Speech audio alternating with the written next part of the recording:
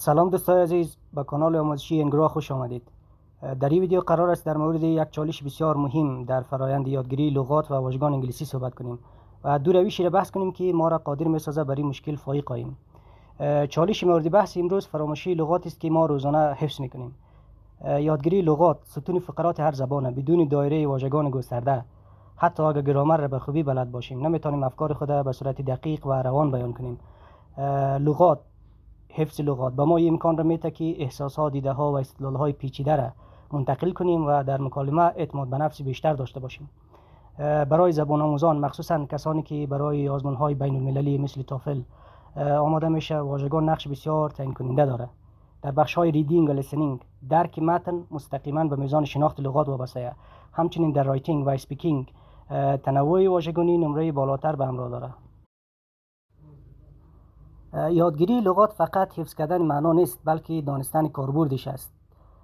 ما در کنار از اینکه لغات را حفظ میکنیم باید همایی هایش هم یاد بگیریم. وقتی همایی میگیم منظورم کالوکیشنه. کالوکیشن ها بسیار نقش مهم را در زبان انگلیسی بازی میکنه و سطح رسمی یا غیر رسمی واژگانه. هرچی که واژه ها یا لغاتی را که ما حفظ میکنیم غنی‌تر باشه، قدرت تفکر و تحلیل ما در اون زبان نیز عمق پیدا میکنه، گسترش پیدا میکنه. اما نکته مهمیه که ما لغات را که حفظ میکنیم پس از یک مدتی لغات از یاد ما میره. اغلب ما با این مشکل یا با این چالش مواجهیم. یک چالش است که در بین اکثریت زبان آموزای چالش وجود داره. برای اینکه لغات را که حفظ کرده ایم این لغات فراموش ما نشود و این لغات به حافظه ماندگار ما تبدیل شود، باید بسیار تکرار و مرور کنیم. اهمیت مرور لغات در است که یادگیری بدون مرور ماندگار نمیشه. مغز انسان به طور طبیعی اطلاعات جدید اگر تکرار نشه فراموش میکنه. لذا پلی است میان یادگیری کوتاه مدت و حافظه بلند مدت. یعنی در واقع یعنی مرور خودش پول میزنه بین حافظه میان مدت و حافظه کوتاه مدت.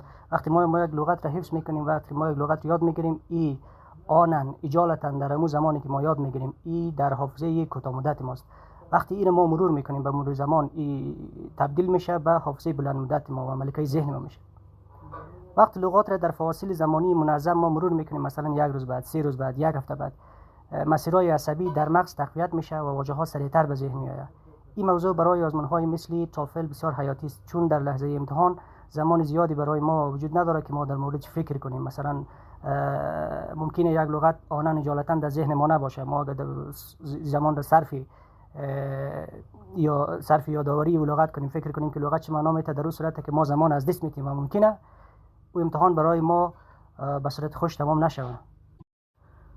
مرور همچنان باعث میشه که کاربرد واقعی کلمات را بهتر بفهمیم. هر بار که ما یک واژه را مرور میکنیم در جمله یا متن جدید، درک ما از او واژه عمیق‌تر میشه. مرور لغات واژگان را از حافظه کوتاه مدت ما به حافظه دائمی و حافظه همیشگی ذهن ما منتقل میکنه و با این روش که واژگانی را که ما حفظ کردیم، واژگانی را که به صورت کوتاه مدت در حافظه ما وجود داره، با این روش واژگان ملکه ذهن ما میشه. وقتی میگیم ملکه ذهن ما میشه، به این معنی است که در ذهن ما حک میشه. پس یادگیری بدون مرور مثل نوشتن روی آب. اگر یادگیری بدون مرور ادامه داشته باشه، در اون صورت است که لغات نمیتونه به صورت دوامدار یا به صورت دائمی در حافظه دائمی ما منتقل شود و در حافظه باقی بمانه. نکته مهم دیگه در یادگیری لغات است که این لغات را ما باید به صورت لغات را باید ما در متن یاد بگیریم. لغات نباید به صورت مستقل و در خلای متن حفظ شود. ما باید واژگان انگلیسی را در متن یاد بگیریم.